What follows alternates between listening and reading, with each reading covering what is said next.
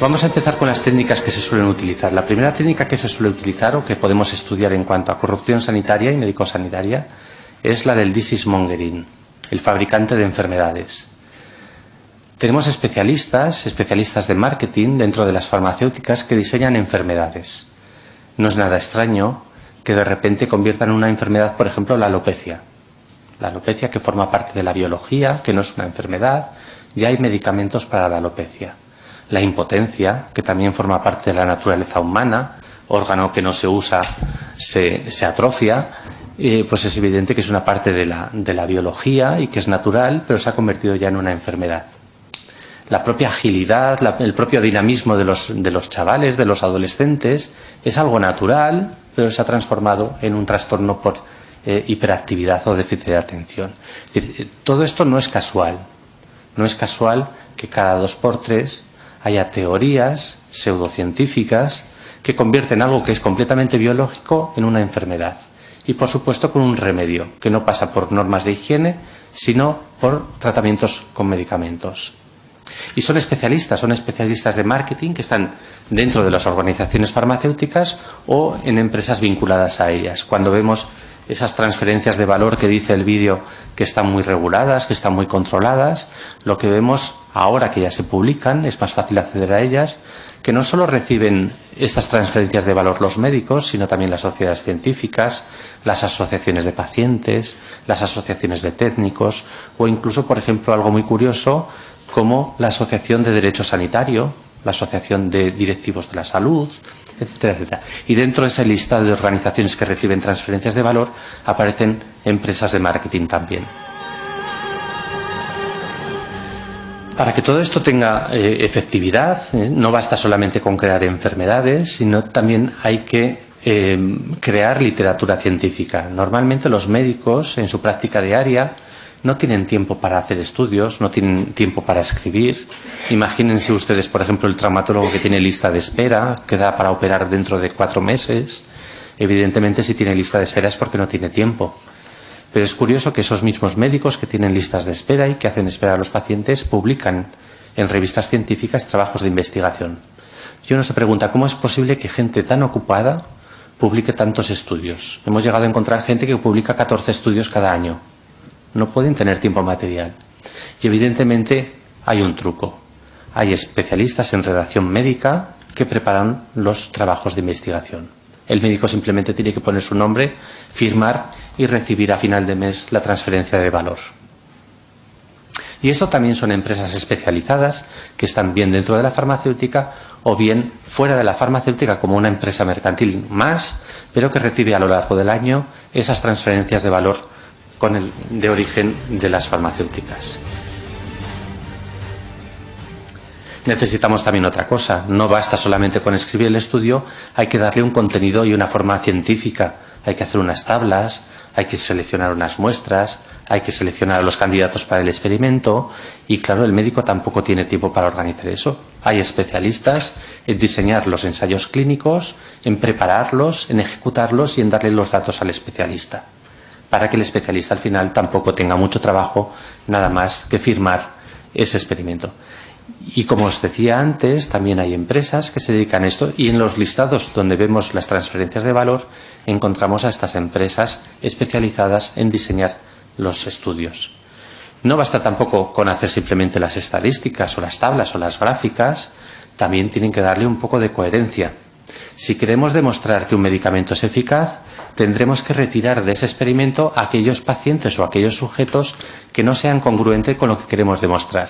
Al final lo que hacemos es cocinar un experimento científico para que nos dé la razón en lo que queremos. Os podría contar un caso, por ejemplo, en el informe de la EMA que hace sobre el seplión, la paliperidona pinchada. Lo que nos encontramos en la revisión que hace la EMA, la Agencia Europea del Medicamento, es que los estudios que presenta siempre la farmacéutica están cocinados. ¿Cómo los cocinan? Por ejemplo, en un estudio en el que presentan los resultados de 250 pacientes, lo que reconocen en la primera línea es que de esos 250 pacientes, la mitad abandona el experimento en la primera semana. Entonces, el especialista en diseñar el ensayo lo que hace es descontar esa realidad, no la cuenta. O lo que hacen, por ejemplo, los especialistas, es decir, seleccionar qué pacientes van a entrar en el ensayo y qué pacientes no. Por ejemplo, no vamos a dejar que entren en el ensayo aquellos pacientes que ya sabemos que son resistentes al tratamiento. Y con eso mejoramos nuestras cifras.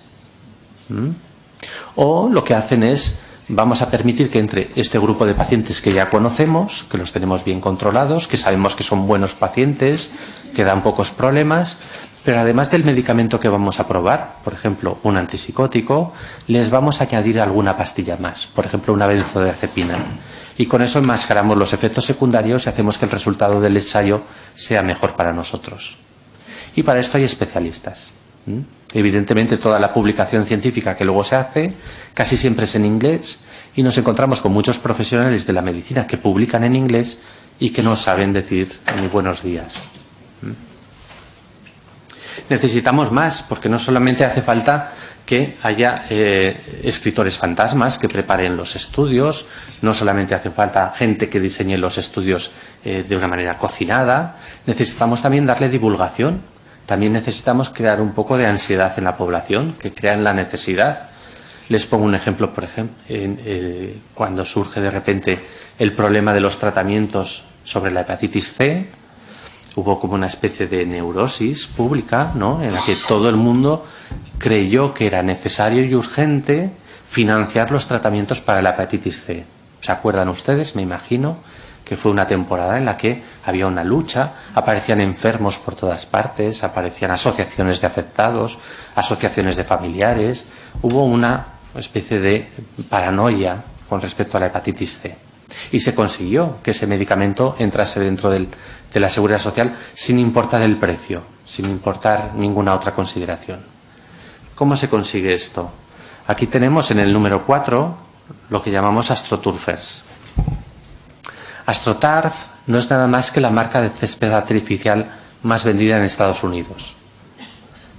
El AstroTurf es un césped. Ustedes ven por la televisión un campo de fútbol, un campo de béisbol, un campo de rugby, y no es nada más que césped artificial, no es hierba de verdad. Da la sensación de que es natural.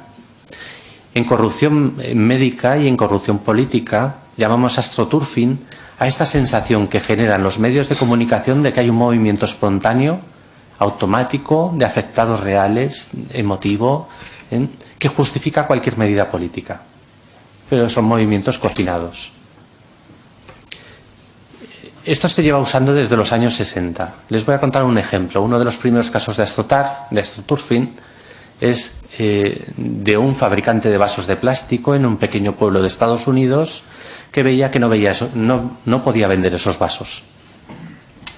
Lo que decide es hacer unos pequeños panfletos para fomentar la venta de vasos de plástico. Había observado que en la estación de tren de ese pueblo se usaban todavía los vasos de metal y los vasos de cristal. Entonces hizo una especie de panfletos diciendo que era muy difícil limpiar bien esos vasos y que compartir vasos de cristal o vasos de metal era un riesgo para la salud pública. Hizo unos panfletos como haciendo ver que había una gran preocupación en la población sobre el riesgo que suponían esos vasos. Sin poner quién había hecho esos panfletos, sin denunciar absolutamente nada, consiguió que empezasen a usar vasos de plástico en la estación. Parecía un movimiento natural, un movimiento espontáneo, gente preocupada por su salud, por su higiene, pero era algo que estaba cocinado. Y eso hoy en día se hace en todas las áreas humanas. Cuando vean ustedes las noticias, probablemente la mitad de las noticias que vean en la televisión estén cocinadas. Hay una periodista muy interesante en Estados Unidos, es una periodista de investigación y se ha especializado un poco en las noticias falsas, en lo que ahora se llaman las fake news. Y entonces propone una serie de trucos para identificar aquellas noticias que están cocinadas y que lo que pretenden es generar esa sensación de naturalidad, de espontaneidad. La primera es, cuando ustedes vean una noticia que se repite palabra por palabra en distintos medios de comunicación, ponen la 5, la 3, la Sexta, TV3 y encuentran la misma noticia con las mismas expresiones y prácticamente palabra por palabra, pueden tener casi la seguridad de que es una noticia fabricada. Cuando utilizan pocos datos y muchas emociones, muchos casos personales, probablemente también sea una noticia fabricada. Y eso es lo que nos contaba esta Cheryl Atkinson, se llama, para detectar esas noticias que están cocinadas. Y en el ámbito de la salud, todos los días vemos en los medios de comunicación, en las noticias del mediodía, en las noticias de la noche, noticias de salud fabricadas, que se repiten. Nunca buscan datos disidentes o nunca profundizan en datos. Siempre hablan de emociones y de necesidades. Y además lo que nos dice Cheryl Atkinson es que cuando estos medios de comunicación proponen una solución, nunca proponen una solución sencilla, basada en la higiene, en la educación, en la prudencia. Siempre son grandes compras, grandes contratos y grandes subvenciones. Esto es lo que llamamos astroturfing. Y esto se da hoy en día. Es una gran fórmula de corrupción. Otra de las fórmulas que tenemos es el deathmonger. El deathmonger es el cazador de muertos, el fabricante de muertos. Yo les contaba en la reunión que hicimos hace poco en Plural que, por ejemplo, si tuviésemos la desgracia de tener un familiar que fallece en el domicilio y solicitásemos una autopsia, probablemente tardaríamos entre que la solicitamos y la conceden una semana y en obtener los resultados y el informe, pues probablemente más de 2 o 3 meses. Y sin embargo vemos con mucha frecuencia en las noticias casos en los que tenemos casi el informe forense en tiempo real. Fallece el individuo y ya sabemos la causa, el motivo y todo. Creo que hubo por aquí un caso en Olot de un chico que falleció por una difteria o aparentemente por una difteria y prácticamente era en tiempo real. Sabíamos que había fallecido de la difteria en el mismo momento en que había fallecido. Eso es un trabajo de deathmonger. Hay especialistas que buscan estos casos. Hay que promocionar una vacuna, hay que promocionar una quimioterapia, hay que promocionar algo, hay que buscar a alguien que haya fallecido y justificar esa muerte por falta de medios, falta de recursos, falta de un medicamento, lo que sea, pero utilizamos ese fallecimiento como foco de una noticia.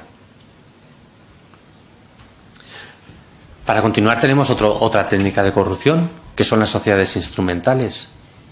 Las sociedades instrumentales tienen que dar canalización a todas estas transferencias de valor que llama la industria farmacéutica.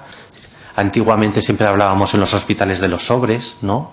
Los médicos recibían sobres.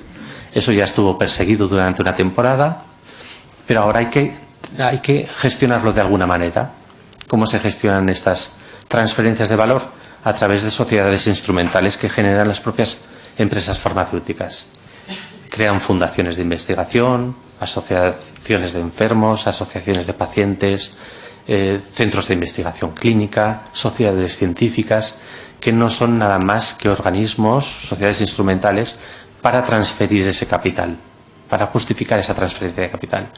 Hemos encontrado fundaciones de investigación clínica que no tenían absolutamente ninguna persona contratada, ni un solo espacio físico donde investigar, ni ningún instrumento de investigación. Eso existe y simplemente se crea esa fundación, esa asociación, esa sociedad para poder transferir esos cheques, esos sobres. Por último, vamos con la parte más dura y más cruel de la corrupción médico-farmacéutica. E insisto que tampoco quiero preocuparles y ponerles tristes. Esto no es el 100% de la sanidad. Esto es una pequeña parte de la sanidad. Pero existe y hay que combatirla. Y no podemos combatirla si no la conocemos. La parte más cruel es el medical kidnapping, el secuestro médico. El secuestro médico está definido como la colusión entre médicos, jueces e industria farmacéutica. ¿Cuándo interviene un juez, por ejemplo, en la medicina? Pues, por ejemplo, cuando se obliga a vacunar a un niño, cuando se obliga a hacer una transfusión sanguínea, cuando se obliga a una quimioterapia y especialmente cuando se producen tratamientos e internamientos involuntarios en pacientes psiquiátricos o en discapaces. Ahí interviene la justicia y no es que ordene, pero sí autoriza a esa intervención. No estamos hablando de poca cosa, ni de poca cuantía. Es un volumen importante de negocio y es un volumen importante de sufrimiento. En España se sorprenderán cuando les diga que 65.000 personas son internadas involuntariamente cada año en España, en contra de su voluntad. 65.000 personas cada año son 181 personas al día, son privadas de su voluntad y de su autonomía por razones médicas. 181 al día. Se sorprenderán también si les digo que 30.000 personas al año son incapacitadas judicialmente. 30.000. Y se sorprenderán todavía más cuando les diga, y esto es real porque son estadísticas del Consejo General del Poder Judicial y de la práctica jurídica, que en España hoy en día se practican esterilizaciones involuntarias a enfermos discapaces. Estamos hablando de 90 esterilizaciones al año de personas con discapacidad. Y hoy en día se producen abortos coactivos. Hay mujeres a las que se las obliga a abortar mediante coacciones y presiones, y todo con la connivencia del Poder Judicial. Esta es una realidad. Estas son las técnicas de corrupción que más podemos conocer y podemos investigar en base a documentos reales, en base a la práctica real de la sanidad o de la práctica forense.